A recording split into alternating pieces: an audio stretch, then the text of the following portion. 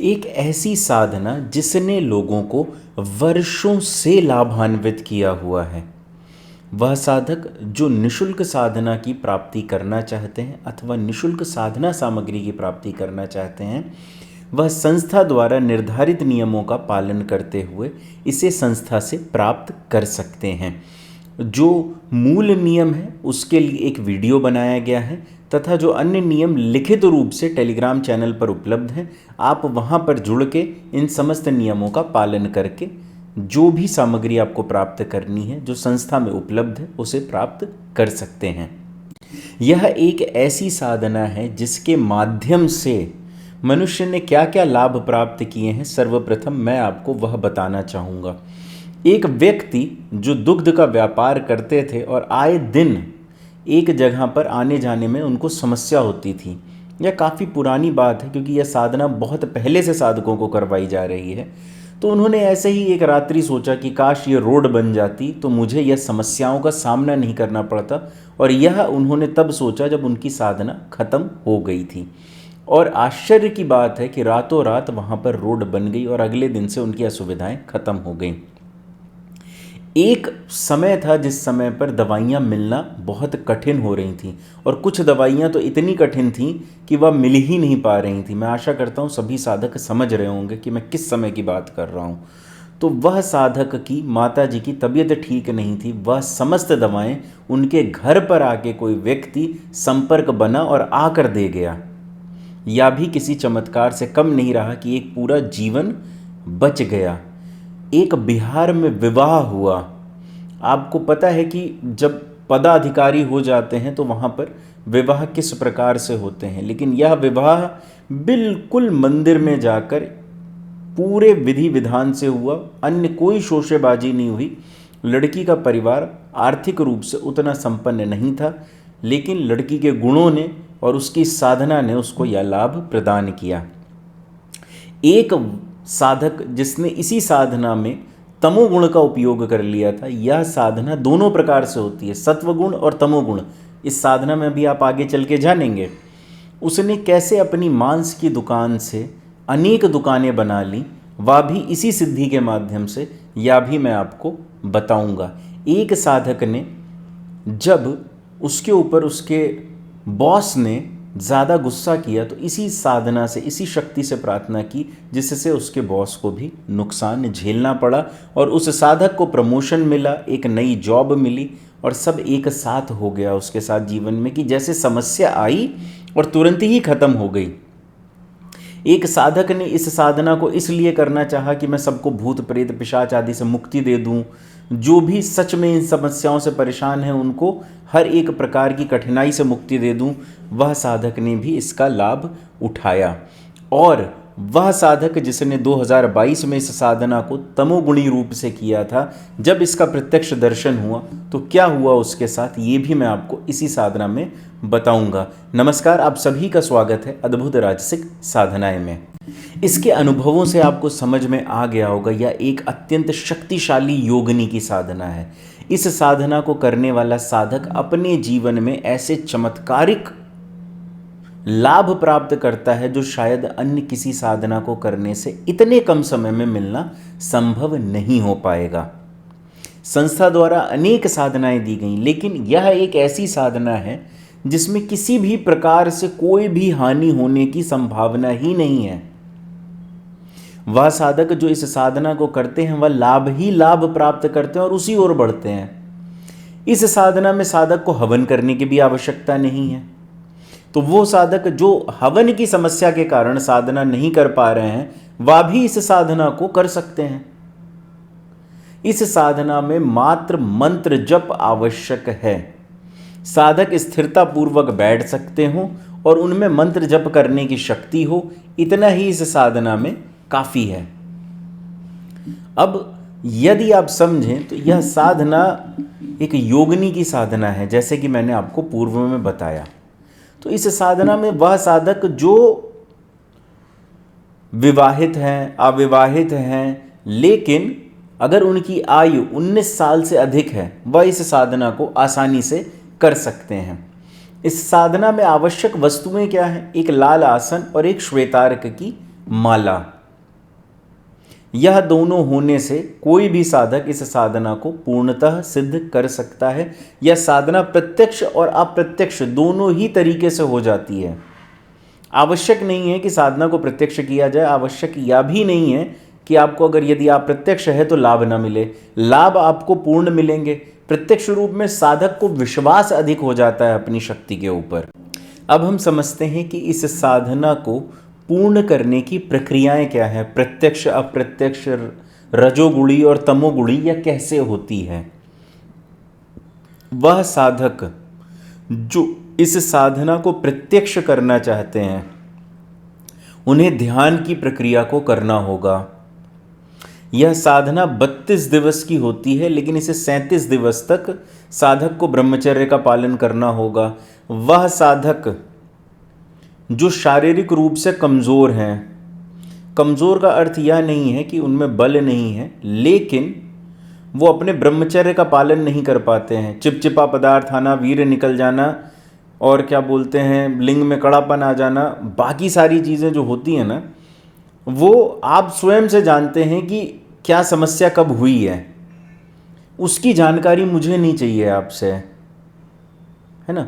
जो ब्रह्मचर्य का पालन कर सकते हैं 37 दिवस तक, यह साधना सिर्फ उन्हीं के लिए है। अन्य कोई भी साधक प्रयास ना करें इस साधना को करने का।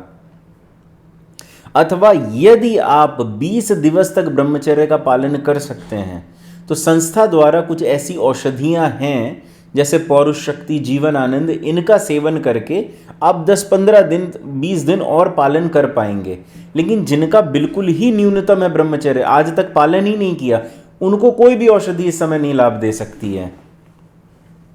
संस्था में अनेक औषधियां उपलब्ध रहती हैं जो पौरुष से संबंधित हैं, कुछ औषधियां महिलाओं से संबंधित हैं, है ना। तो साधक चाहे तो संस्था में संपर्क करके उनके बारे में जानकारी ले सकते हैं। संस्था द्वारा शुद्ध शिलाजीत भी प्रदान किया जाता है, अर्थात ऐसा शिलाजीत जिसे आप पूरे विश्व में किसी भी लैब में ले जाके टेस्ट करवा लें आप, वह 100% शुद्ध होता है और नाना प्रकार के पहाड़ों से वह प्राप्त किया जाता है। आप उसकी गंध का टेस्ट करवा सकते हैं, टेस्ट का करवा सकते हैं, आप किसी का भी टेस्ट करवा सकते हैं उसका, और वह 100% शुद्ध ही मिलेगा। अब हम अपनी साधना की ओर आते हैं कि इसमें 32 दिवस तक जप होता है और 37वें दिन वह प्रक्रिया की जाती है जिससे साधना आपकी तमोगुणी होगी या रजोगुणी, इसका निर्धारित होता है। इस साधना में आपको 37वें दिन 7 कुंवारी कन्याओं को भोजन कराना होता है भरपेट, बस।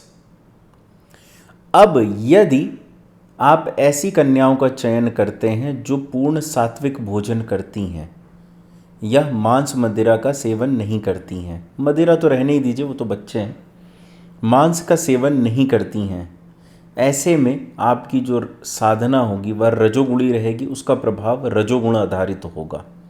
और यदि कन्याएं मांस का सेवन करती हैं तो साधना आपकी तमोगुणी रहेगी।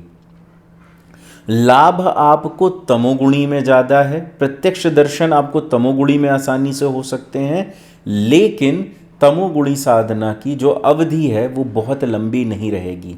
4 से 5 वर्ष तक का ही आपको इसका साथ प्राप्त हो सकता है। रजोगुणी में कितनी लंबी साधना चल सकती है यह आपके स्वयं के ऊपर निर्धारित है।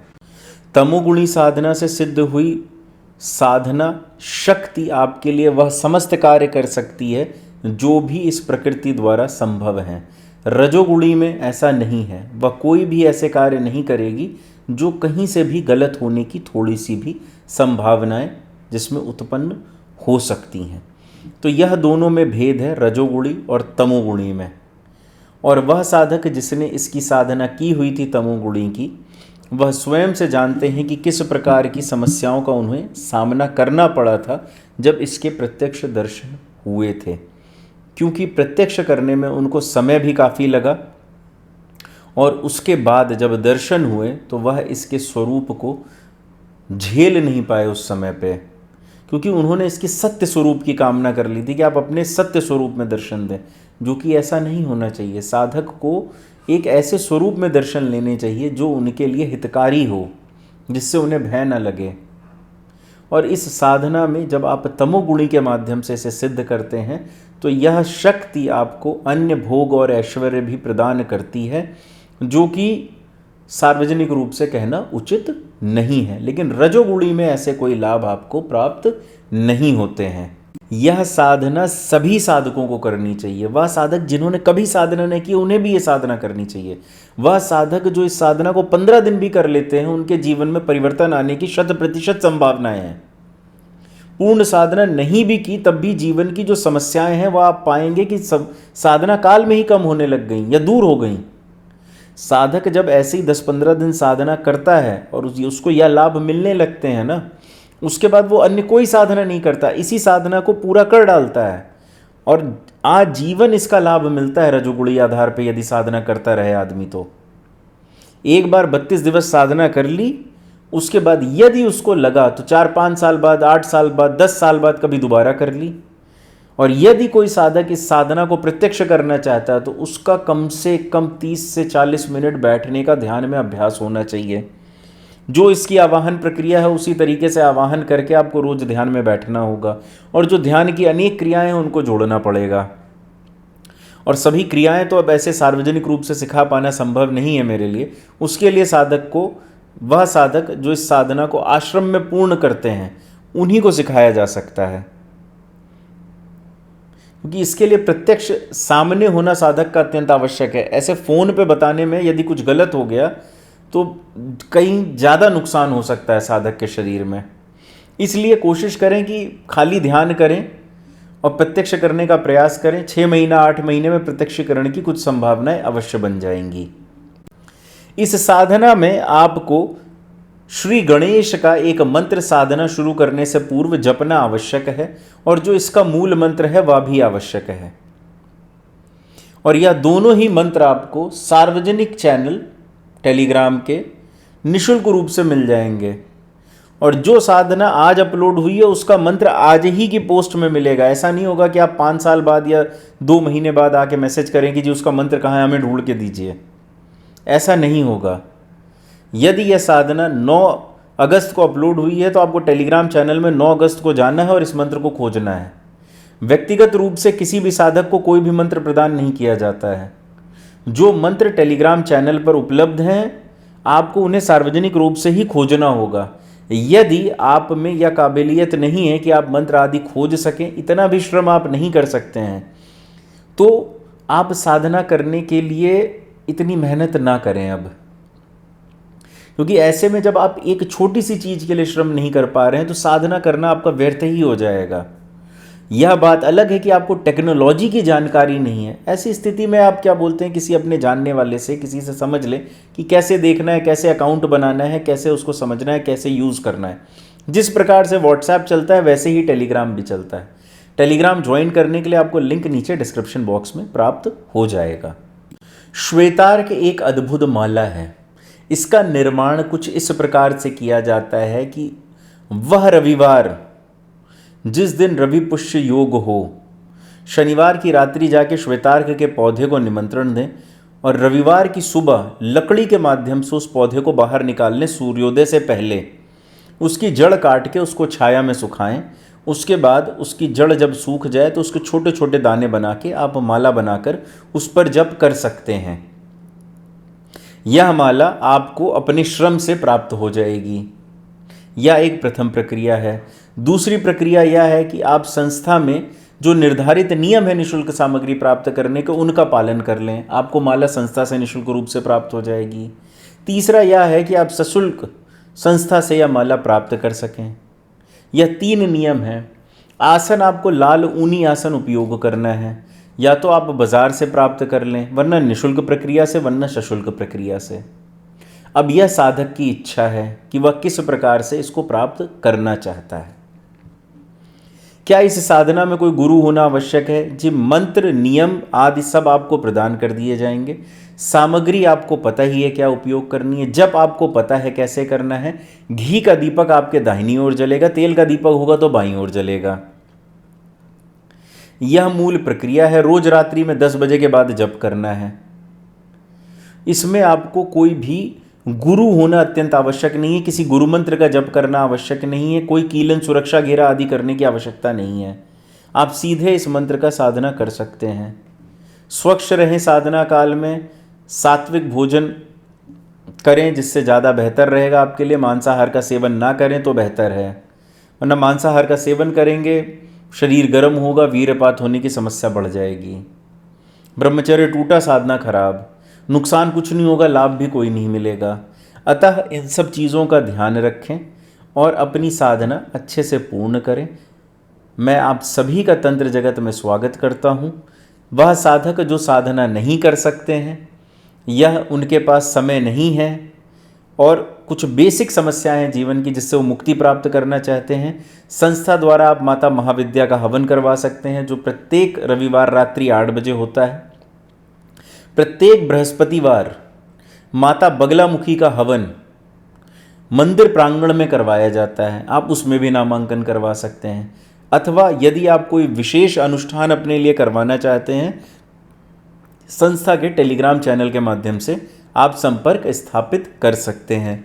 नमस्कार एवं धन्यवाद।